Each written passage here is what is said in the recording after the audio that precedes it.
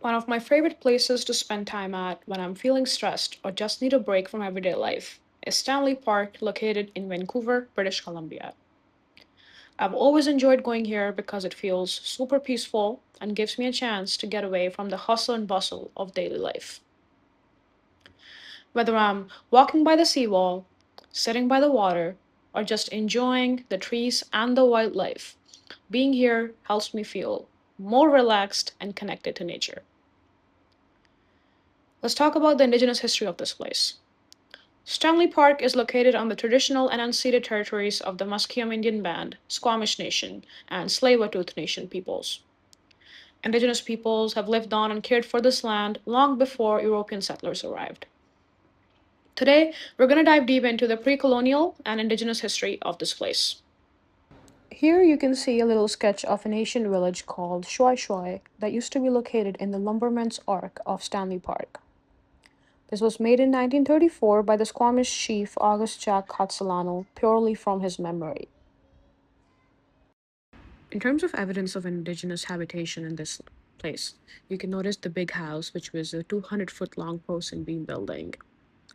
After doing some research, I found out that this was actually home to 6 families living here. This image that I found from the City of Vancouver archives shows the site of the beach, which was at the Shui Shui village. Today, this can be found near the Lumberman's Ark of Stanley Park. Not just that, in this image drawn by Jack Catsalano, you can see a beach, you can see canoes, the indigenous water well with the labeling that is 6 feet deep. You can even see what's now the Lumberman's Ark and the infamous totem poles that you see even today. In 1888, the city of Vancouver began laying out the perimeter road for Stanley Park. But instead of building around the community, they decided to run the Stanley Park driveway right over top of it. And these red arrows show you that exact road. Chief Catsalano, who drew this sketch, recalled surveyors literally chopping off the corners of his family's home while they were inside having breakfast.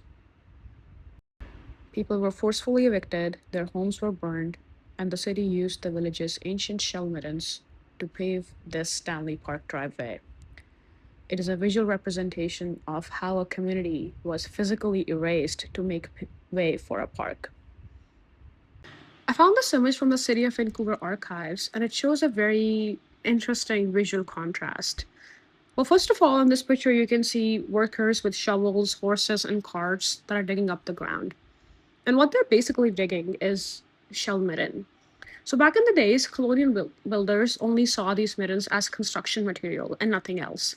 So what they would do is take the shells from this spot, crush them up, and use them to pave the road, which we now call Stanley Park Driveway. But for Indigenous people, this shell midden holds a lot of cultural significance. It's basically a massive historical archive. It holds thousands of years of cultural history, tools, and very often even ancestral burials. Talking about the visual contrast, if you notice clearly, if you focus on the left, there is this massive old growth cedar tree, which represents the ancient history of this place and its people. And on the right, there are workers who are just casually posing for the camera as if it's just another day at work. This is another image I found from the City of Vancouver archives, and it shows 2 maps. The map on the left was also hand drawn by August Jack Catsalano, and it shows the indigenous settlement of Chetus. The map on the right comes from the 1863 survey work of the Royal Engineers, and it shows a more colonial perspective, which is focusing mainly on measuring and recording the specifications of this said land. The map isn't super clear or easy to read because it is hand-drawn and contains many small details and handwritten labels, but I would like to mention that it shows important details related to daily life. Especially, it includes August Jack Castellano's father's house. It's labeled as Kaitolf's house, and it also shows nearby creeks, water pipes, Beaver Lake, and also the Pipeline Road and Park Road. Map basically represents how indigenous peoples used and moved through this land, with community spaces clearly marked. The families living at Brockton Point on the western side of Stanley Park were amongst the last Indigenous residents that were forced to leave the area. They fought to stay in their homes until the early 1930s and even took their case to the Supreme Court of Canada. They shared oral histories showing that they had lived there for many years, but the court ended up siding with the government when the lawyers argued that Indigenous people could not possibly accurately measure or record time. As a result, most families were evicted. Only two siblings, Tim and Agnes Cummings, were allowed to remain in their small cottage, and they lived there for the rest of their lives. And this cottage was demolished shortly after Tim passed away in 1958. This picture is not taken in Stanley Park, but is still an important image because it shows the Squamish chief, August Jack Costellano, and his wife, Swanamia, along with the child. I just feel like it provides a personal connection, seeing the person behind the maps that we've been studying so far and the drawings and the relationship of Indigenous peoples with the areas in and around Vancouver. What stands out to me is that while Indigenous families were being pushed off of their land, settlers were still very interested in knowing more about the Indigenous culture and displaying it. Many Europeans believed that First Nations peoples would eventually be fully eradicated as Western civilization expanded. So therefore, Museum of Vancouver at the time, which was known as Art Historical and Scientific Association, decided to create a replica Indian village. And this map here shows the site of said proposed Indian village. Now here's where it gets a bit weird. All this was happening while Indigenous families, Indigenous peoples were being removed from their own land. So I guess this kind of shows you how colonial society, colonial system just viewed Indigenous peoples as mere objects. They did not respect them enough to consider them as human beings with their own set of rights, whether it be in terms of where they want to live, how they want to live their life, or rights to their own land, for that matter. All they wanted to do was to be in the good books of people, by showing how they're putting forward this idea of an Indian village because they want to respect their culture, they want to give them a tribute. But at the same time, they were actually actively removing people off of their own lands. And of course, they wanted to make a monetary profit off of them. So the park commissioner at the time brought in this massive totem pole that he had brought in from Alert Bay, located on northern Vancouver Island. And this was the beginning of the totem pole collection that we still see there in the park till this day. The Squamish Nation actually opposed to the installation of these totem poles on the grounds that nothing in the village was indigenous to the area. So Indigenous peoples were fighting to remain in their homes. And during the eviction hearings, a 110-year-old Squamish man named Tom Abraham shared his memories of Shwe Shwe, the Indigenous village that we were just talking about that used to exist in what is now Stanley Park. His testimony offered a rare first-hand connection to the land's history and the people who had been living there for generations. Yet, the court dismissed all these oral histories provided by him on the grounds that Native peoples cannot distinguish imagination from reality. This picture shows the totem poles that can be seen in Stanley Park today. What makes this story especially troubling is the fact that there's a lot of hypocrisy behind it. While Indigenous peoples were being told that they do not belong on this land that their families had lived on for generations, their artifacts and their culture was actively being preserved to put on display for the public. The same society that ripped them off of their houses, their land, was eager to showcase Indigenous peoples' traditions as Stanley Park's identity.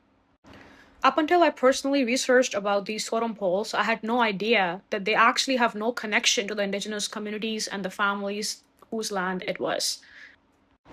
These days, they're often seen as symbols of Indigenous heritage, but the history reminds us of the injustices that these people faced. This raises an important question. What are the differences between Indigenous and Western ideologies, and where do these perspectives differ? To explore this further, we will now take a deeper look at the values, beliefs, and relationships with land and community that shape each of these perspectives. So let's talk about Indigenous ideologies first. What stands out to me the most is the fact that they consider land, water, humans, animals, plants, everything as equal. They have a strong belief that everything is interconnected and mutually dependent on each other. Indigenous peoples think of land as something that takes care of us. It's not something that can be owned or sold, rather as something that you just belong to. It's thought of as a gift from the Creator, and we have the responsibility to take care of it. Same way they think of water as a very important part of our lives because life depends on it. And they do not believe in misusing this very crucial resource. They believe in saving enough for the future generations. So there's no concept of being selfish at all. Similarly, indigenous peoples care and respect for animals a lot. They are viewed as relatives that we share this earth with, and they view them as teachers who can provide us wisdom about respect, courage, survival, and a lot of other things. Because of this relationship, animals are viewed as beings that deserve a lot of respect, and indigenous peoples have a lot of gratitude and care for them. Now, this is very different from the Western ideology. It tells us that humans are at the topmost in this hierarchical system, and they have the right to misuse all of the resources like animals, plants, and land. And they can be owned, managed, all just for human benefit. Unlike what we talked about in indigenous ideologies, Western ideology is focused on individual ownership. They do not care about the greater good of the community, rather, their own personal advantage of each individual. Therefore, human interests are at the center of all decision making. This now begs the question of what the historical and ongoing impacts of these differing indigenous and Western ideologies are. So, next, we're going to take a deeper look into this topic. These days, crows are just seen as part of the normal wildlife of Vancouver. But back in 1900s, many settlers viewed them as a problem that needed to be eliminated. There were even discussions about paying people to kill crows, and for decades, hunters were allowed into Stanley Park to shoot them. To me, this shows how colonization changed people's relationship with nature. Instead of seeing crows as a part of a connected ecosystem, they were treated as pests because they interfered with what humans wanted. At the same time, mute swans were introduced to Stanley Park's Lost Lagoon in the 1930s. To enhance the park's English aesthetic, they were introduced as an entertainment factor for the visitors. And unlike crows, who were native to the area, these introduced species were protected because they fit the settlers' ideas of what belonged in the park. This perspective actually contrasts with many indigenous perspectives because it disrespects the balance between humans, animals, and the land. And looking at all this history made me realize how colonization affected more than just people.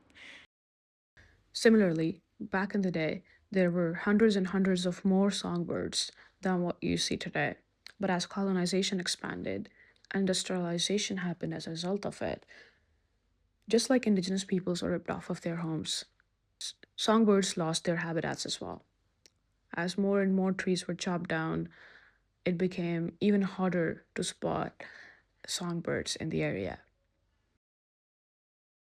There are many plants and animals in Stanley Park that are indigenous to this area, and some of the examples include the Douglas fir trees, cedar trees, squirrels, crows, raccoons, bald eagles, salmon, and seals along the shoreline. They've lived here for a long, long time, but at the same time, there have also been invasive species that have been slowly introduced over time. Some examples include the mute swans that we talked about earlier, and also like English ivy and Himalayan blackberry. Introduction of invasive species is definitely something that can damage the entire ecosystem as a whole. Another issue that came to mind when talking about the impact of colonization was the crisis of the missing and murdered Indigenous women, girls, and Two Spirit peoples in Canada. One example that really stood out to me was the Highway of Tears, which is Highway 16 in British Columbia, where thousands of Indigenous women and girls have gone missing over the years. And this made me realize that the impacts of colonization are not just limited to the past, it's something that is still going on in today's world. I feel like we need to come together as society to stop this from happening over and over again. This brings us to the topic of reconciliation. What does it look like? Is it even possible? And the issue of missing and murdered Indigenous women, girls, and Two-Spirit peoples is not the only issue. Let's talk about residential schools. The last residential school closed in 1996. And if you think about it, it wasn't a long time ago. Children were taken away from their families, forced into these schools. They were ripped off of their culture, weren't allowed to speak their own languages, practice their own traditions, wear their regalia. And this kind of shows how this is not something that happened a long, long time ago. What does reconciliation look like? I feel like there's so many issues that we need to address as a society. We need to come together and we need to say, this is enough. The government has made decisions for Indigenous peoples for a long, long time. And I feel like it's time that we give them the power to make their own decisions for their own communities, for themselves, and not have someone else dictate how their life should look like.